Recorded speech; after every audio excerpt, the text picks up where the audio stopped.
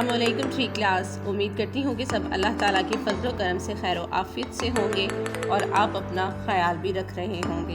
Corona virus سے بچنے کے لیے اپنے ہاتھوں کو سینیٹائز کریں۔ تھری کلاس، کل ہم نے اردو کے سبق نمبر 2 نعت کے سوال نمبر 6 پیراگراف کو پڑھا اور اس میں پوچھے گئے سوالات کے زبانی جوابات دینے کی مشق کی۔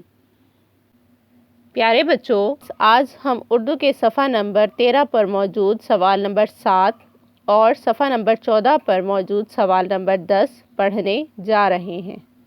دیے گئے گنتی کے اعداد کو الفاظ میں لکھیں گے اور پھر مومع میں ان کے حروف کی نشاندہی کریں گے۔ جیسے 2 کو ہم اردو کی لفظی گنتی میں لکھیں گے دال واو 2۔ اب ہم اس 2 کو مومع میں سے تلاش کریں گے، جیسے دال واو 2۔ نیکسٹ دیکھیں کلاس 4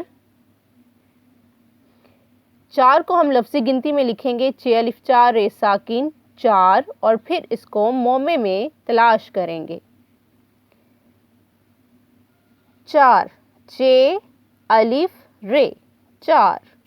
سب اعداد کی لفظی گنتی لکھیں گے اور مومع میں سے تلاش کریں گے، جیسے 20 7 9 17 12 19 16 10 18 14۔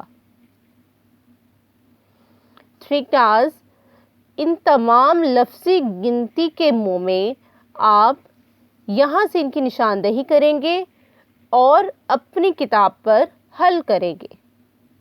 جی تھری کلاس، نیکسٹ دیکھیں، پڑھیں سوال نمبر 10۔ دی ہوئی عبارت درست تلفظ اور روانی سے پڑھیں۔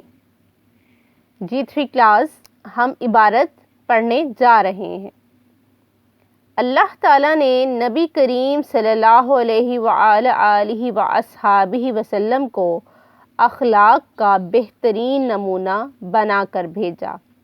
ایک بار کسی نے حضرت عائشہ رضی اللہ تعالی عنہا سے پوچھا کہ آپ صلی اللہ علیہ وآلہ وصحبہ وسلم کے اخلاق کیسے تھے؟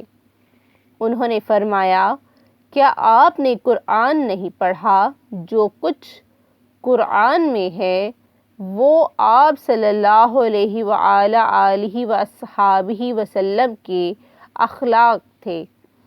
آپ صلی اللہ علیہ وآلہ وصحبہ وسلم کی زندگی قرآن پاک کا عملی نمونہ ہے، یعنی کہ اللہ تعالیٰ نے آپ صلی اللہ علیہ وآلہ وصحبہ وسلم پر اپنی آخری کتاب قرآن مجید نازل فرمائی اور اس کتاب میں اللہ تعالیٰ نے آپ صلی اللہ علیہ وآلہ وسلم کے اخلاق بھی بیان فرمائے ہیں، کیونکہ آپ صلی اللہ علیہ وآلہ وسلم نے اپنی ساری زندگی اللہ تعالیٰ کی بھیجی ہوئی تعلیمات اور احکامات کے مطابق گزاری۔ وسلم کی زندگی قرآن پاک کا عملی نمونہ ہے۔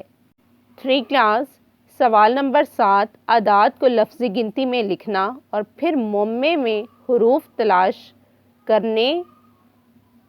سوال نمبر 10 عبارت کو درست تلفظ کے ساتھ پڑھنے کی مشق کریں۔ اللہ حافظ۔